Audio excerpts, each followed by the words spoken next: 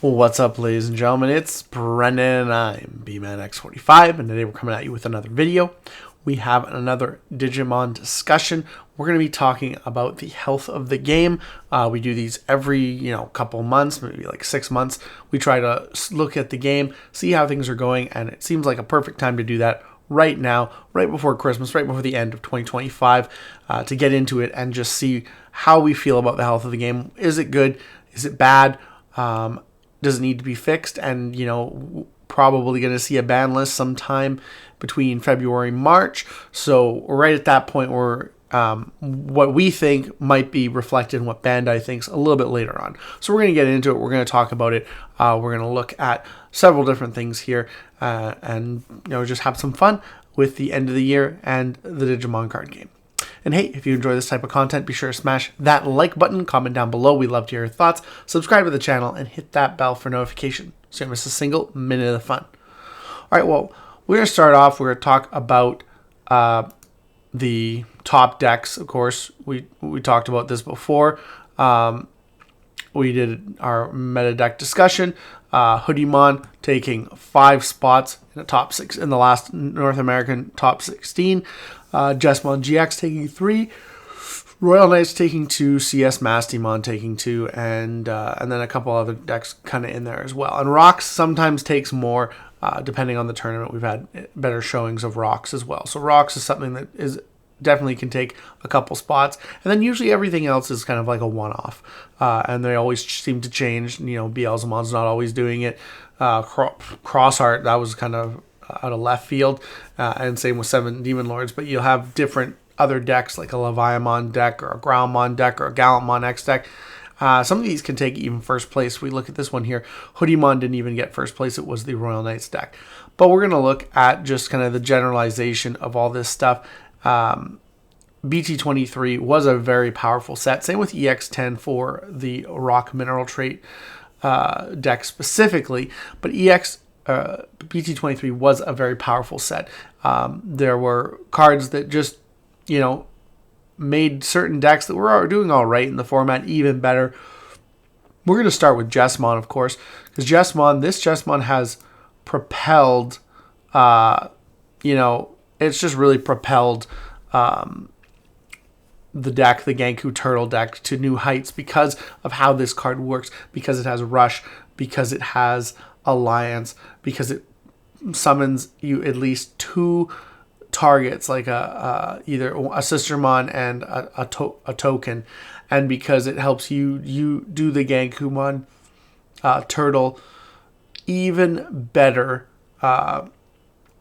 You can Alliance your Gankoomon, go into your Gankoomon X-Antibody. That will allow you to create an invulnerable board. At the same time, this guy is checking at least 3, potentially 2 to 3 cards with his first attack. And then you have an invincible board on the field. Plus, if you play the GX and your opponent attacks, and you can DNA into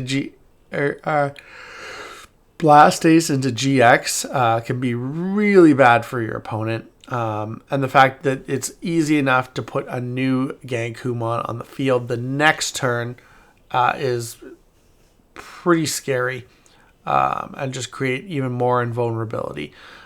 This lets you be more aggressive than the previous version of the Gankoo deck, because it didn't even play Jesmon, because of the fact that as soon as you play a Sistermon, you may attack. You get that pseudo blitz. This has made the deck more aggressive while being super defensive, like it was before.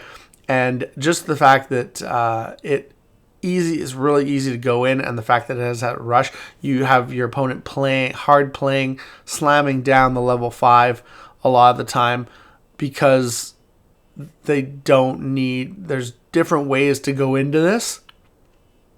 With a Sistermon on board, there's different ways. You don't have to build a traditional stack all to make your plays work all the time. So there's really intense ways to use this. Plus, you can warp on a Savior Huck as well. So it's a really good card for the deck, and it's really strengthened. This pure Jesmon as itself is actually pretty good. Not as good as Gankoo Turtle, I believe. It's funny because pure Jess is better in a matchup against Gankoo Turtle, just because it can attack over and continue to like pump out damage and stuff like that. So that's the one thing I would say. It's better in a matchup against Gankoo Turtle, but Gankoo Turtle is overall better against all the other decks of the format. And this card has kind of made it to the point where it can take 3 slots in a top 16 consistently. And so I feel like that is a reason that this, is a powerful BT23 card, and potentially, a reason why the deck would actually need to see a hit. Now, do I think this would need to see a hit? Probably not.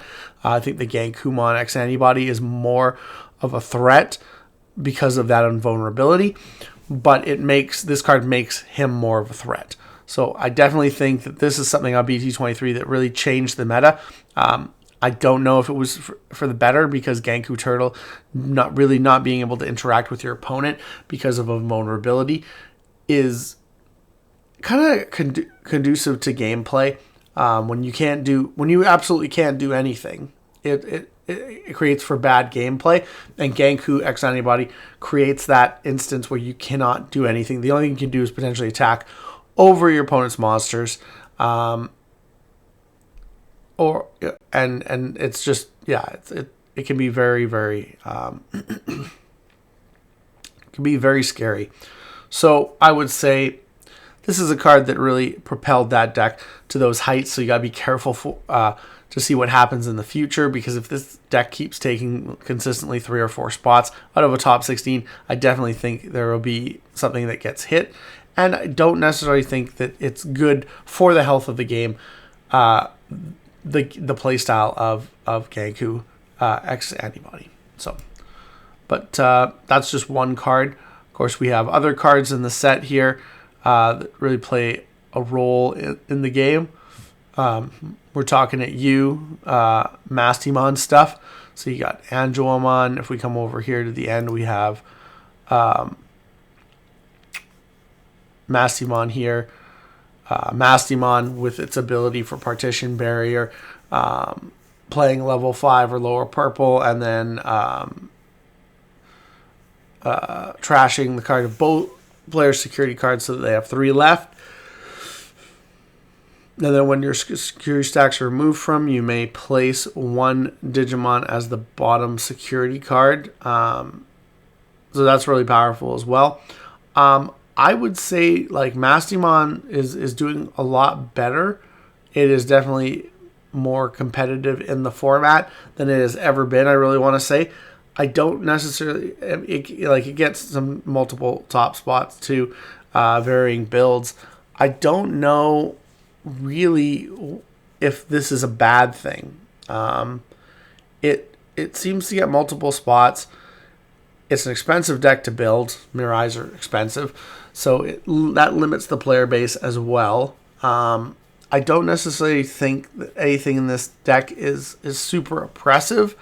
You need to get to your pieces. It's a piece-reliant deck, much like Imperial Dramon.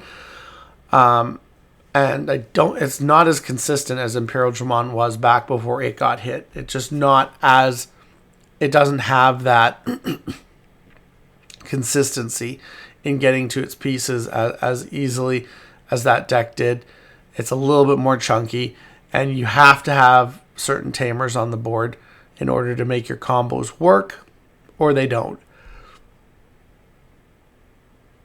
So I would say that this deck right now, although being very, very good and being able to take multiple spots and having a lot of abilities to, I would say that this is a healthier deck for the game than some other decks like Gankoo. I would say it has its drawbacks, and so it doesn't necessarily put the health of the game in a bad place. It actually creates for a lot of innovation because, it's having different DNA decks, having Mastimon, having Omnimon DNA, having Imperial Dramon, having all those decks, different DNA decks is a good thing, because it just means that DNA overall is a good mechanic that is competitive in the game. Not necessarily that, all DNA is broken. When you have one DNA deck that's more broken over the others, then there's a problem. But when you can play a bunch of different DNA decks, and they're good and they're competitive, they're not super broken because other decks can beat them, and they're just kind of at the level of, this is really good, this is really good, this is really good, and that's kind of like when I'm saying Omni, Imperial, and they're all really good to varying degrees, and they all have their drawbacks, right? Like this deck has a hard problem against big things, really big things, and a lot and abilities.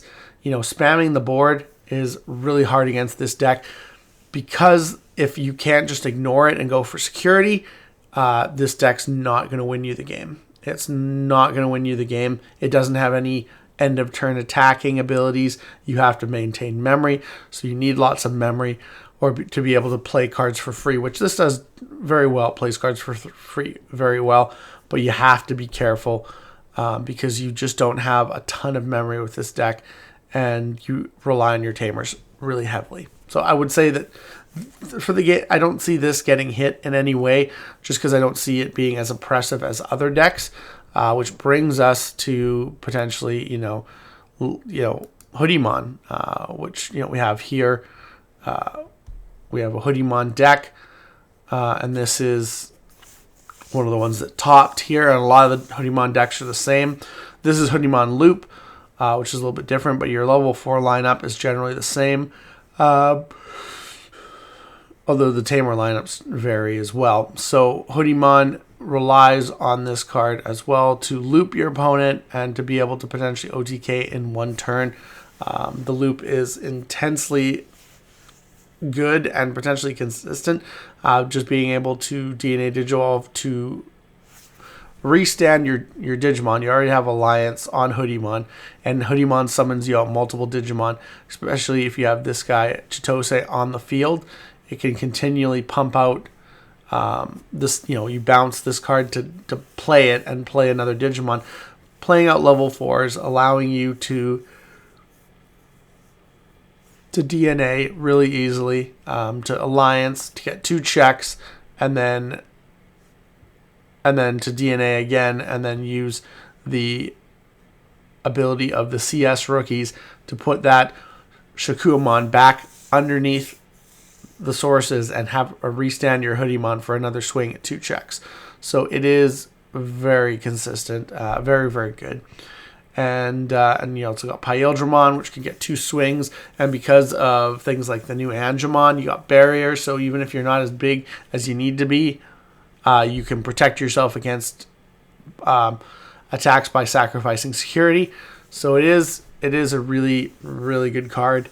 And there's so many different variations of it here. We'll go back here. And we can look at other versions. You see, that was the 2nd place one. This is the 3rd place one, which was more pure focused. Did still use the Terriermons, but and using Venusmon as a way to shut down your opponents after you're done. After you've done as much as you can do, you can just go into Venusmon, shut down your opponent for a turn, and then start it all again the next turn. With your combos and your tamers, which potentially get you a lot of memory. Plus, you even have really good option cards that you can play basically for free with this tamer here. So basically, the deck does everything. Hudiemon is very good, and just the fact that you can basically put your DNA Digivolve underneath to restand your level 4 and use Alliance and use its ability, which is a crazy ability, is potentially something that is not that great for the game, because it just out power creeps everything in a huge amount. The power creep is insane with this deck, and just the trait based stuff is getting so good. CS trait to Hoodie trait is getting really, really good.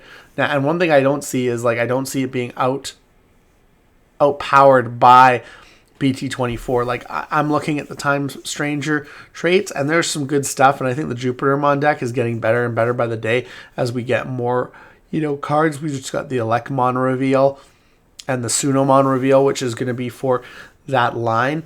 And I don't know if we have enough cards yet, because we're only going to have, we're going to have two. You're going to have the promo Geomon and the new one from the set. You're going to have two Aegochusmon. You're only going to have one Elecmon, unless you use older ones that aren't, Time Stranger stuff.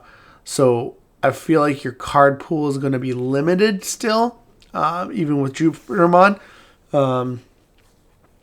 So we'll have to wait and see for that, to see if the deck is going to be playable even at release. And that's one of the decks I think is the best, has the best showing right now of all the Time Stranger stuff. So I don't know if the Time Stranger trait is really going to rock the boat day one. BG24 feels like a weird set, and we can go into that more in another video. But I don't know, without hitting this, I don't know if BT24 slows down Hudiemon, or if it continues to steamroll the format full speed. And I mean, this is at the point where you got what do we say? I think it's got five. So that's a third of the top 16, basically, pretty much. So not quite 33%, but pretty close. This is kind of in the realm of Numamon. Although Numamon at some points was almost taking half of the format of the top 16. So this is not as bad as Numamon, but it's getting there. So that's a point where, like, okay, is the health of the game in a good spot with this deck? Now, this deck gets beat by other decks. You can see here, having spots like 3 Jessmon, 2 Mastymon, and then Royal Knights. This deck does have issues against certain decks. I mean, Royal Knights, everything's so huge. And Royal Knights is something that continues to be good format to format. Ever since we got the new X-Antibody, it's been hit. It's still good. That's something potentially that needs to be still looked at. I mean, we don't want to neuter the deck, but it's still doing quite well, even with the hits that it's already received. And we think that is something that is healthy for the game. I actually think it is. I think Royal Knights being able to come back from a massive hit like Purge is a good sign that the deck is still good, and that it's viable in this game. So I do think that the health of the game, seeing decks that have been hit continue to be in the top 16, but not as prevalent, shows that the ban worked. It didn't destroy the deck, but it's not going to dominate the format. And I think I do like that about that. And so, like, a couple tops for Royal Knights, not so bad. Hudiemon, it's a hard place, because I see the drawbacks of the deck, but it's just so good, and people are able to take it if they can combo right, if they can play the deck right. They can take it and do a lot of damage with it. So it is kind of one of those things that I'm on the fence about Hudiemon being, is it absolutely broken? Is it tier 0? Well, you know what? It might not be as good, like I said, as Numamon was back in the day, and that deck absolutely needed to be hit. I think we did a video, we called it the king of whatever format castle. And I don't know if Hudiemon takes a lot of the spots, but I don't know if I would call it the king of the castle for the BT23 format. I just feel like so many other decks combat it well, and I think that's a good thing. Like, I think it shows that the game is in a healthier space than it was, say, a couple formats ago, when everything was Royal Knights and stuff like that, and Sakuyamon, everything was Sakuyamon. That was, I feel like Hudiemon could end up being power crept, or people could find a way to play around it, and in which case it wouldn't need to get sacrificed on the altar of the ban list. But I feel like it is also one of those decks, if people don't figure out how to work around it, it's going to get hit, and it's going to need to get hit at that point, because we want to see in a more balanced format. We want to see maybe some more one-of decks in the top 16. Maybe Royal Knights and Mastymon pick up another spot, and they're kind of three decks per top 16. I don't know what that looks like. But right now, it's not a terrible not a terrible format. There's a lot of decks that can do a lot of damage. There's a lot of decks that can combat these different ones. Not all of them are the same. Maybe you pick a deck that combats Jessamon really well. It might not combat Hoodie or vice versa. And I think that's a healthier place for the game to be in. Being able to pick a deck, knowing it has its strengths against some decks and its weaknesses against other decks, and then having to figure out, if you come up against those decks that it's weak against, can I find a way to beat it? That's very important in the game. So I think that the health of the game is in a decent spot. I don't think Hudiemon has destroyed the health of the game personally. I feel like we're in a very kind of balanced place where, you got Hudiemon over here, and you got the rest of the decks over here, and we're kind of balancing the scales really, and depending on how things go, Hudiemon, could, unbalance the game, but it hasn't really happened yet. I feel like people are playing around it. People are, finding ways to overcome the deck, and the deck has some inconsistencies that could be addressed with future cards. And in that case, if that's what happens, then the deck probably will need to get hit. But I think right now the game overall is in a good place at the end of 2025. We'll see what Bandai thinks when they put out a ban list and they roll over a bunch of things like a big semi truck, and I'll be like, oh, I didn't see that one coming. But we're definitely not in a place where we were with Purple Hybrid, with Numamon, with a lot of other things. But we could be there, with just a push. So we'll have to keep an eye on it, see how things go. Tell me what your guys' thoughts about this. Do you think the health of the game is good right now? Do you think it's going to get better? Do you think it's going to get worse? Do you think BT24 is going to move the needle at all? I'm very skeptical on BT24. I like a lot of the cards in there. I'm so excited for, Olympus 12 support and Jupitermon. And I think we only get like 5 of the Olympus 12 in this set, so that's kind of disappointing. I was like, this is a Time Stranger set, but you're only getting half of the guys you meet. I'm like, oh. But we'll have to wait and see, and let me know your guys' thoughts on all this down below. Looks like that's all the time we have for this video. Thank you very much for tuning in, and we hope to see you in the next video. As always, have a wonderful day, and that's all for now, folks.